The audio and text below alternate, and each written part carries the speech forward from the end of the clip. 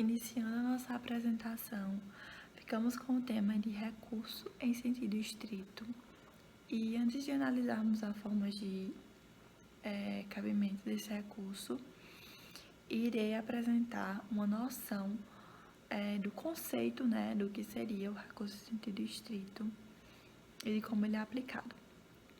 Esse recurso ele é aplicado nas decisões proferidas no decorrer do processo.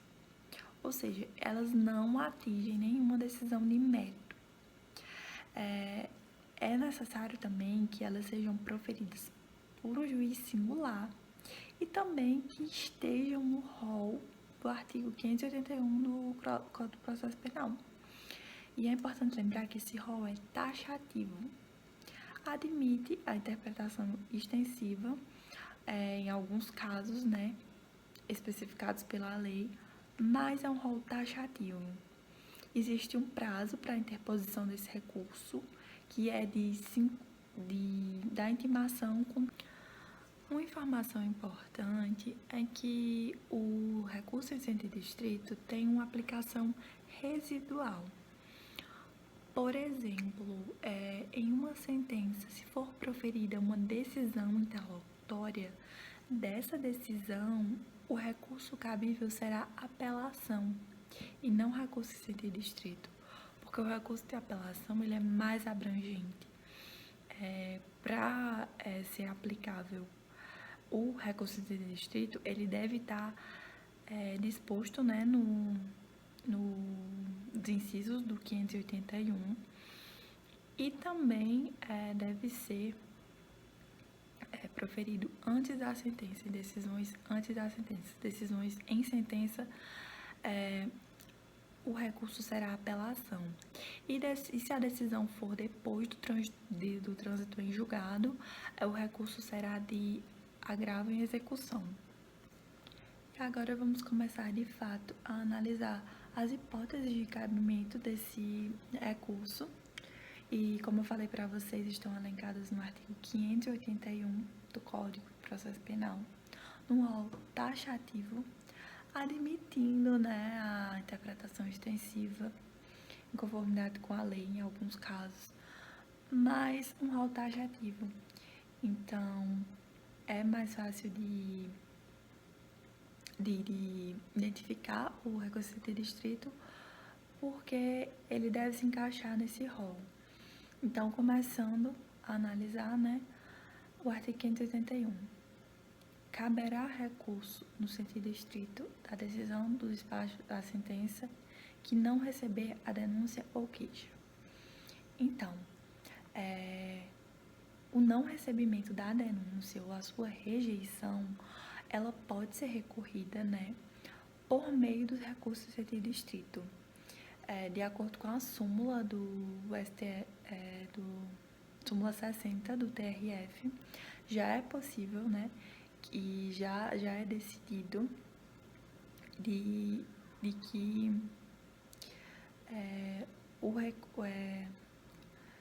deve ser recorrido por meio de recurso em sentido estrito o não recebimento da denúncia ou a sua rejeição. É importante a gente falar também da súmula 707 do STF, em que ela frisa a necessidade de intimação do acusado, do conhecimento do recurso, porque como ainda não teve o procedimento, ele não tem conhecimento nenhum. Então, não basta apenas a nomeação do defensor dativo. O acusado deve ser intimado. E a súmula 709 do STF, que caso o tribunal julgue procedente o recurso e dê provimento à acusação, a decisão, do provimento, ela já vai valer como peça acusatória. E também é importante a gente falar, interessante a gente falar que se houver a rejeição da denúncia no Juizado Especial Criminal, o recurso vai ser de apelação e o prazo será de 10 dias. Então, no Juizado Especial Criminal, o recurso será de apelação. E agora vamos começar de fato a analisar as hipóteses de cabimento desse recurso. E como eu falei para vocês, estão elencadas no artigo 581 do Código de Processo Penal, no rol taxativo, admitindo, né, a interpretação extensiva em conformidade com a lei em alguns casos, mas um rol taxativo. Então, é mais fácil de identificar o recurso de distrito porque ele deve se encaixar nesse rol. Então, começando a analisar, né, o artigo 581. Caberá recurso no sentido estrito da decisão do despacho da sentença que não receber a denúncia ou queixa. Então, o não recebimento da denúncia ou a sua rejeição, ela pode ser recorrida, né, por meio dos recursos do sentido estrito. De acordo com a súmula do súmula 60 do TRF, já é possível, né, e já é decidido de que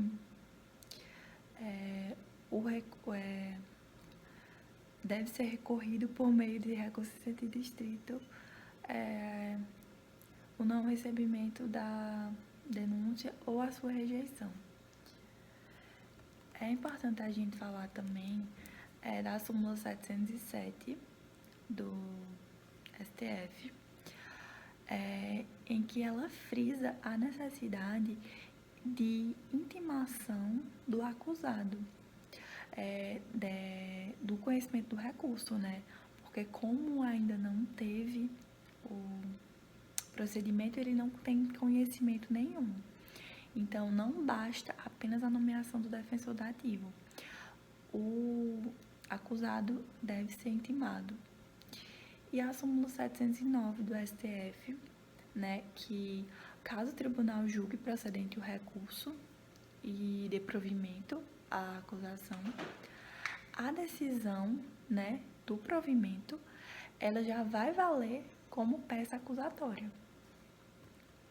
E também é importante a gente falar, né, interessante a gente falar que se houver a rejeição da denúncia no juizado especial criminal, o recurso vai ser de apelação e o prazo será de 10 dias. Então, no juizado especial criminal, o recurso será de apelação. No inciso 2º, ele fala que caberá o recurso que concluir pela incompetência do juízo. Então, quando o juiz de ofício, né, se declarar incompetente para julgar a causa, poderá ser recorrido por meio do rese. Por exemplo, no rito especial do júri, se a decisão desqualifica, né, a infração de crime doloso contra a vida para outro crime, o recurso será o recurso em sentido estrito. Da decisão que julgar procedentes as exceções, salvo a suspeição. Essas exceções, elas estão dispostas no artigo 95 do Código de Processo Penal, e são elas a ilegitimidade, a litispendência, a incompetência e a coisa julgada. Quando o juiz julgá-las procedentes, aí poderá ser cabível o recurso de sentido estrito, nesses casos. A exceção da suspeição não cabe porque ela é julgada em segunda instância. Por isso, são as exceções, salvo a suspeição. No inciso 4º, na decisão que pronunciar o réu. Então, quando houver uma decisão de pronúncia, será cabível o rese. E o que é a pronúncia, né? A pronúncia é aquela decisão que vai mandar o acusado perante julgamento no tribunal. E é necessário também que a gente saliente que Se houver a decisão de pronúncia e for interposto recurso em sentido estrito, o início do julgamento fica suspenso enquanto não houver se discutido o teor do recurso.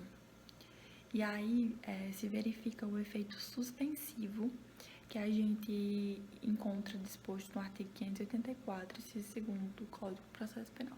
Então, nesse caso, há efeito suspensivo para que seja, né, discutido o teor do recurso. No inciso 5, da decisão que conceder, negar, arbitrar, cassar ou julgar inidônea a fiança, indeferir requerimento de prisão preventiva ou revogá-la, conceder liberdade provisória ou relaxar a prisão em flagrante. Essas hipóteses só caberão se o juiz houver decidido por essas questões. Por exemplo, se a decisão pela qual o juiz confirma a fiança arbitrada pela autoridade policial equivale a dizer que o arbitramento foi feito pelo magistrado. Então, nesse caso, é cabível sim o recurso em sentido estrito. Mas se fosse feito só pela autoridade policial, como é meramente administrativo, não seria cabível. Pelo artigo 3º do Código de Processo Penal e pela interpretação extensiva, as possibilidades de medidas, essas medidas serão estendidas também para a prisão temporária e para as diversas medidas cautelares diversas à prisão. O inciso 6º, ele foi revogado, né? Expressamente revogado pela Lei 11.689, e ele previa a possibilidade de recurso contra a sentença de absolução primária. E o inciso 7º, né? Cabe o recurso que julgar quebrada a fiança ou perdido seu valor. Nada mais é do que a decretação da quebra da fiança ou perdimento do seu valor, caberá o recurso em sentido estrito, conforme os artigos 343 e 344 do Código de Processo Penal. E é importante falar também que nessa hipótese também é cabível o efeito suspensivo. Por quê? Porque enquanto não for julgado o recurso em sentido estrito, não será dada nenhuma destinação final para o valor que foi quebrado ou perdido dessa fiança.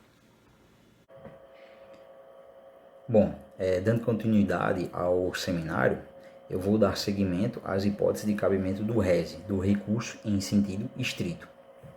E a primeira hipótese que eu apresento é o cabimento do RESE contra uma decisão que declarará a prescrição ou outra causa de extinção da punibilidade. Essa decisão é uma sentença terminativa de mérito, ou seja, é um ato jurisdicional com carga decisória que vai extinguir o processo sem adentrar na questão da culpabilidade do réu, sem dizer que o réu é culpado ou inocente. Em relação ao efeito do RESE, nessa hipótese de cabimento, o efeito é meramente devolutivo, o efeito não é suspensivo. Então, uma vez o magistrado decidir nesse sentido, em relação, por exemplo, à prescrição e o RESE sendo interposto, os efeitos da decisão do magistrado eles não serão suspensos, serão mantidos, porque o efeito é meramente devolutivo. E sendo assim, uma vez o réu estando preso, seja por qualquer motivo for, ele deve ser posto imediatamente em liberdade.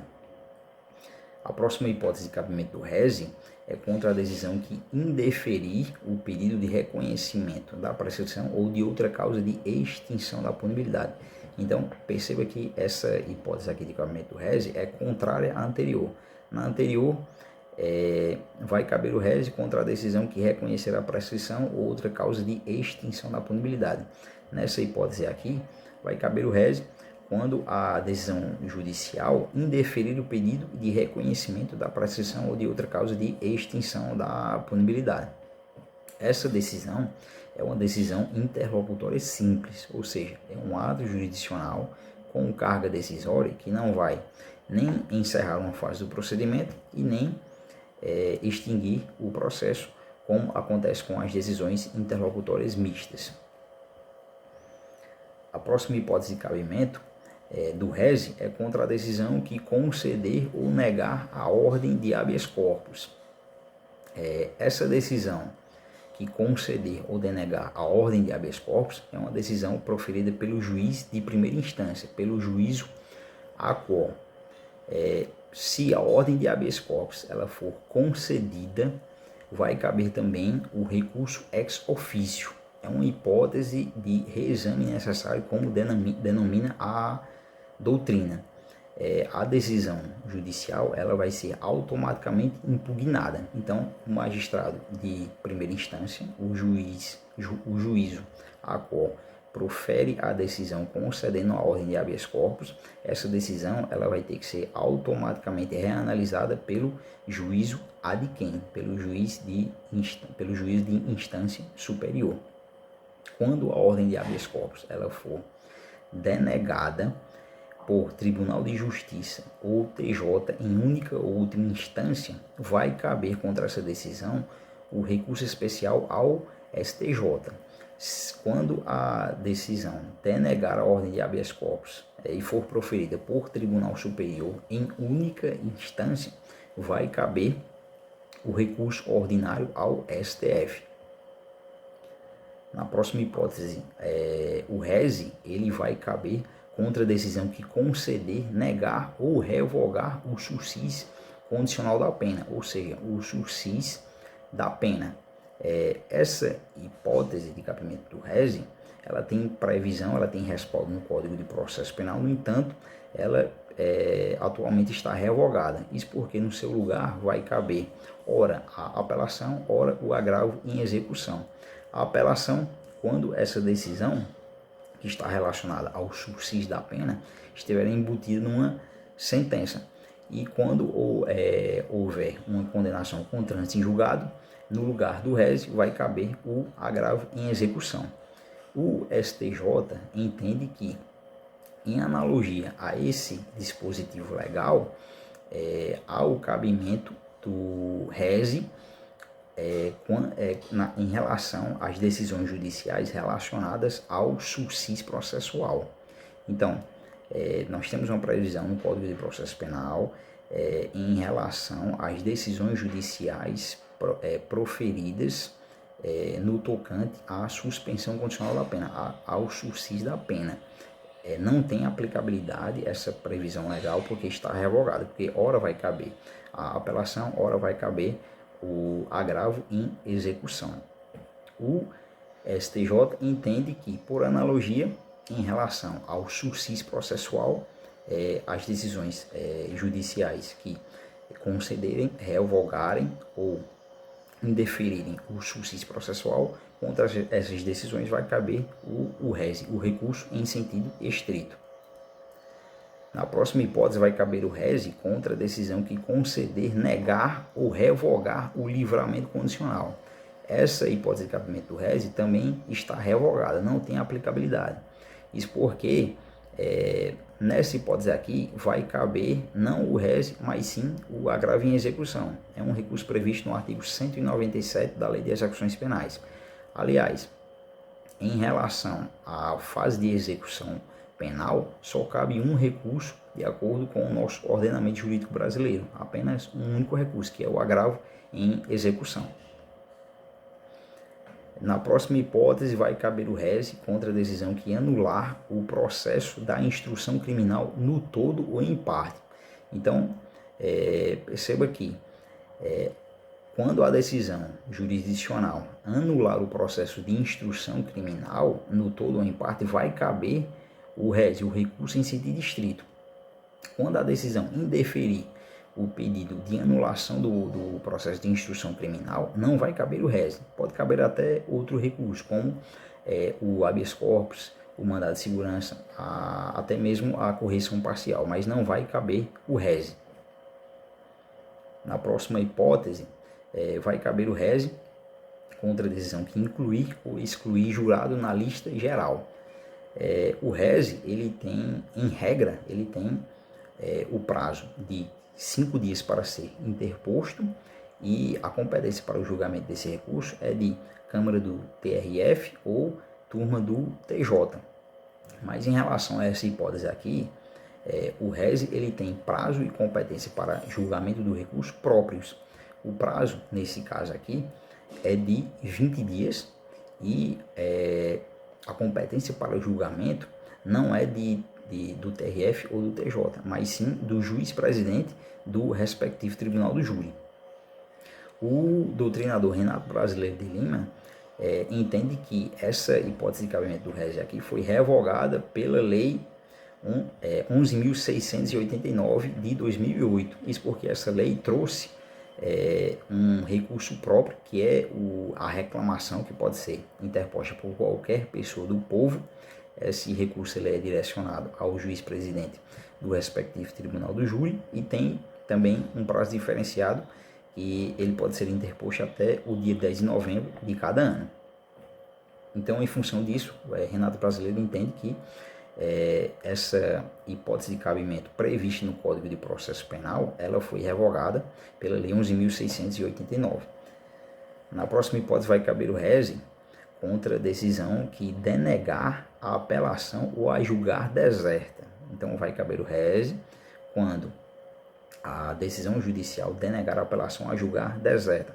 É uma hipótese é o caso do juiz de prelibação ou juiz de admissibilidade. De acordo com esse instituto jurídico, antes do magistrado receber o recurso, ele deve fazer uma análise em relação aos pressupostos recursais, os pressupostos recursais subjetivos e objetivos. Uma vez preenchidos todos esses pressupostos, o magistrado ele pode analisar o mérito do recurso. Esse juiz de prelibação, em relação à apelação, ele acontece duas vezes. Esse juiz de prelibação é feito tanto pelo juiz de primeira instância, pelo juízo a qual, quanto pelo juízo de segunda instância, o juízo ad quem. E uma vez feito esse juízo de prelibação e o juiz detectar que algum pressuposto processual faltou, está ausente, o magistrado ele vai denegar a apelação ou vai julgá-la deserta, e contra essa decisão vai caber o RESE, o recurso em sentido estrito. Quando o juízo de prelibação for feito em relação ao RESE, né, e o RESE ele for denegado, não vai caber outro RESE. Né? Nessa hipótese aqui nós temos recurso próprio, que é a carta testemunhal. Na próxima hipótese vai caber o RESE contra a decisão que ordenar a suspensão do processo em virtude de questão prejudicial. Então, quando o juiz determinar a suspensão do processo em função de uma questão prejudicial, contra essa decisão cabe o RESE, o recurso em sentido estrito. Então, aqui é importante a gente entender o que é a questão prejudicial. A questão prejudicial é uma questão jurídica que deve ser decidida antes do mérito da ação penal principal. Essa questão prejudicial ela pode ser não devolutiva e devolutiva. Ela será não devolutiva quando o próprio juiz criminal vai decidir essa questão prejudicial. Quando a questão prejudicial for decidida por um juiz de outra jurisdição, como o juiz civil, nesse caso aqui a questão da prejudicial devolutiva. Então, na questão prejudicial não devolutiva, o juiz criminal vai decidir a questão prejudicial. Em relação à prejudicial devolutiva, um juiz de outra jurisdição, como por exemplo o juiz civil, vai decidir essa questão. A prejudicial devolutiva, ela pode ser a devolutiva obrigatória e a facultativa, né?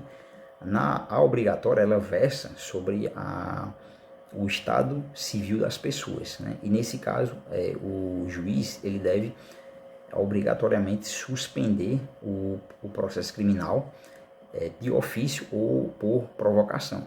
Isso é uma previsão do artigo 92 do Código de Processo Penal. Quando a prejudicial ela for facultativa, como o próprio nome já sugere, o juiz ele vai suspender o processo a seu critério. Ele pode suspender ou não. Essa prejudicial ela não está relacionada, ao contrário da outra, ao contrário da obrigatória. Essa daqui, a facultativa, ela não está relacionada ao estado civil das pessoas. Essa prejudicial, a prejudicial devolutiva facultativa, ela está prevista no artigo 93 do Código de Processo Penal. E em relação à decisão que denegar o pedido de suspensão, não cabe o rese. O rese ele vai caber contra a decisão que suspender o processo em função da questão prejudicial. Quando houver um pedido no sentido de suspender o processo e esse pedido ele for indeferido, não cabe recurso nenhum. Não é só o rese, não temos nenhum outro recurso previsto no nosso ordenamento jurídico. E é claro que quando o juiz determinar a suspensão do processo, por óbvio, a prescrição também vai ser suspensa. Isso de acordo com o artigo 116, inciso 1 do Código Penal. Então, essa foi a minha parte. Espero que o professor Petrúcio tenha gostado e o próximo colega vai dar continuidade ao seminário. Bom, pessoal, dando prosseguimento aqui ao seminário, iremos continuar a tratar das hipóteses de cabimento de recurso em sentido estrito elencadas no artigo 581 do CPP. Em seu inciso 17, ele vai dizer o seguinte, que caberá recurso no sentido estrito da decisão, despacho ou sentença que decidir sobre a unificação de penas. Se lembrarmos que lá no artigo 82 do CPP, ele vai nos informar que, se houver uma conexão ou continência entre infrações penais, deve-se proceder, a priori, de início, pela reunião dos processos. Porém, essa reunião ela pode ocorrer posteriormente. Assim como versa o artigo 82, salvo se já estiverem com sentença definitiva, salvo se esses processos já estiverem com sentença definitiva, essa reunião, essa unificação dos processos, ela pode ocorrer mais adiante, posteriormente, para que haja o efeito da soma ou unificação das penas. Se reconhecer que as penas aplicadas nos processos elas devem ser unificadas, seja por ocorrer um concurso formal próprio ou um crime continuado, o juiz encarregado por essa unificação é o juízo da execução. Então, a Lei de Execuções Penais ela vem atribuir ao juiz da execução a competência para a unificação ou soma dessas penas. Dessa forma, nós podemos concluir que o inciso 17 do artigo 581 do CPP ele foi também tacitamente revogado pelo artigo 197 da Lei de Execuções Penais. No caso do inciso 17, não caberá mais rese, não há mais cabimento do rese, e sim de agravo em execução. Ok? Já o próximo inciso, o inciso 18, ele vai trazer o cabimento do rese nas decisões, sentenças ou despachos que decidirem sobre o incidente de falsidade. O incidente de falsidade o incidente de falsidade, aliás, ele está elencado entre os artigos 145 a 148 do CPP. E se julgado procedente esse incidente, ele provoca a exclusão do documento impugnado dos autos e, se denegado, sua manutenção como prova. Mas para o recurso, ele independe se ele foi julgado procedente ou improcedente. Cabe recurso nas duas opções, nas duas formas. Tanto se julgado procedente ou improcedente. Cabe a cabimento do rese. Ok? Já as próximas hipóteses, o artigo 581 ele também prevê o cabimento de recurso em sentido estrito contra as seguintes decisões. Que decretar medida de segurança depois de transitar a sentença em julgado, quem impuser medida de segurança por transgressão de outra, que mantiver ou substituir a medida de segurança nos casos do artigo 774, que revogar a medida de segurança, que deixar de revogar a medida de segurança nos casos em que a lei admita a revogação. Esses incisos do inciso 19 ao inciso 23, eles também foram revogados tacitamente pelo artigo 197 da Lei de Execuções Penais, por serem incidentes da execução da pena. Então, podemos concluir que nesses casos, do inciso 19 ao inciso 23, não há mais cabimento do rese, e sim agravo em execução. O inciso 24, ele vai dizer que há cabimento do rese, do recurso em sentido estrito, na decisão, despacho ou sentença que converter a multa em detenção ou prisão simples. Esse inciso ele foi revogado pelo artigo 51, que deixa de autorizar, artigo 51 do Código Penal, que ele deixa de autorizar a conversão em pena privativa de liberdade pelo não pagamento de multas. Então, esse inciso ele foi revogado pelo artigo 51. Dessa forma, não há mais cabimento do rese, nem tampouco há cabimento de agravo em execução, pois não é uma das hipóteses elencadas na Lei de Execuções Penais. Ok? E, por fim, nós iremos para uma inovação trazida pela Lei 13.964, que instituiu no dia 24 de dezembro o pacote anticrimes e acrescentou no Código de Processo Penal o inciso 25 ao artigo 581, que ele vai dizer que é cabível, há cabimento do rese na decisão que recusar a homologação, vai haver cabimento do rese na decisão que recusar homologação à proposta de acordo de não persecução penal prevista no artigo 28A da Lei 13.964, o pacote anticrimes. Então, o artigo 28A da Lei 13.964, ele vai prever a possibilidade que o Ministério Público tem, a depender do crime, se praticado sem violência ou grave ameaça, com pena mínima não superior a 4 anos. Então, o Ministério Público ele tem essa possibilidade de propor um acordo de não persecução penal. Esse acordo de persecução penal ele deve ser homologado pelo juiz. Então, como afirma o artigo 28A do pacote anticrimes. Então, se esse acordo ele não for homologado, for recusado pelo juiz, aí sim, há cabimento do rese para essa decisão. Acabamos, por fim, as hipóteses de cabimento do rese e daremos prosseguimento ao seminário. Bem, vou comentar acerca dos aspectos procedimentais do recurso em sentido estrito. Primeiramente, existe alguma maneira de apresentar o recurso em sentido estrito, de interpor o recurso em sentido estrito?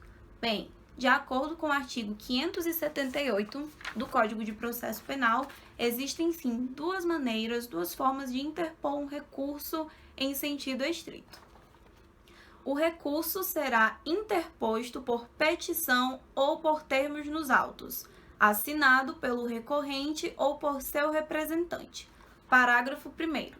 Não sabendo ou não podendo o réu assinar o nome, o termo será assinado por alguém, a seu rogo, na presença de 2 testemunhas. Parágrafo 2º. A petição da interposição de recurso com o despacho do juiz será até o dia seguinte ao último do prazo, entregue ao escrivão, que certificará no termo da juntada a data da entrega. Parágrafo 3º. Interposto por termo recurso, o escrivão, sob pena de suspensão por 10 a 30 dias, fará conclusos os autos ao juiz até o dia seguinte ao último do prazo. Portanto, de acordo com o artigo 578 do Código de Processo Penal, existem 2 formas de interpor o recurso em sentido estrito. São elas, a primeira, por meio de petição, e a segunda, pelos termos nos autos. Essa ocorre no momento da audiência. Então, entendidas as formas de interpor, é importante se ater aos prazos. Existem 2 prazos a serem observados. De acordo com o artigo 588, esses prazos são: o primeiro, de 5 dias para apresentar a interposição, a petição, no caso, e o segundo, de 2 dias para que sejam apresentadas as razões. Então, mas como que ocorre a contagem desses prazos? São dias corridos? Como que procede? Bem, o juiz ele irá receber a petição e então ele irá analisar se foram preenchidos todos os pressupostos de admissibilidade. Se sim, se todos os pressupostos de admissibilidade estiverem preenchidos, ele irá te intimar para que você apresente, o juiz de primeira instância, ele irá te intimar para que você apresente as razões em um prazo de 2 dias. Apresentadas as razões, o juiz de primeira instância irá encaminhar os autos para o tribunal. Porém, antes, ele pode exercer o chamado juízo de retratação. O que seria o juízo de retratação? Bom, ocorre quando o juiz, ao analisar a petição, ele decide voltar atrás da decisão que ele tomou. Sim, o mesmo juiz que prolatou uma decisão pode chegar a modificá-la. Quando isso acontece, cabe recurso da parte contrária em um prazo de 5 dias. Importante lembrar que, independente do juiz realizar ou não o juízo de retratação, os autos eles serão sim encaminhados ao tribunal e será lá que ocorrerá a última palavra acerca do recurso em sentido estrito. Então, quem que tem competência para julgar um recurso em sentido estrito? É importante lembrar que a competência para o julgamento do recurso em sentido estrito cabe apenas aos órgãos colegiados. No caso, ao TJ, ao Tribunal de Justiça, e ao TRF. Porém, o artigo 582 traz algumas exceções. Os recursos serão sempre para o Tribunal da Apelação, salvo nos casos dos incisos 5, 10 e 14. Parágrafo único. O recurso, no caso do inciso 14, será para o presidente do Tribunal da Apelação. Bom, pessoal, por fim, meu nome é Marcelo e nós vamos tratar agora dos efeitos do recurso em sentido estrito, de algumas jurisprudências também pertinentes ao tema, certo? O recurso em sentido estrito, ele será sempre dotado de efeito devolutivo, que é aquele efeito mais elementar dos recursos, ou seja, a matéria ela é devolvida, em regra, ao órgão judicial hierarquicamente superior para uma reanálise, certo? Então, o RESE ele tem como efeito devolver ao juízo ad quem o reexame da matéria impugnada, certo? Além do efeito devolutivo, ele terá também o efeito regressivo, também chamado de diferido ou iterativo, que é aquele que permite ao magistrado o juiz de retratação, certo? Então, se o juiz não se manifestar fundamentadamente na fase do juízo de retratação, a instância superior deve converter o julgamento do recurso em diligência, para que o juízo a faça, certo? Ainda pode apresentar aqui de modo bem excepcional o efeito extensivo, caso haja uma identidade de situações jurídicas entre o acusado do mesmo crime no processo, entre acusados, melhor dizendo, do mesmo crime no processo e o recurso interposto por um aproveita ao outro, certo? Então, nesse caso, vai aproveitar o recurso de um ao outro, desde que eles sejam acusados do mesmo crime no processo, certo?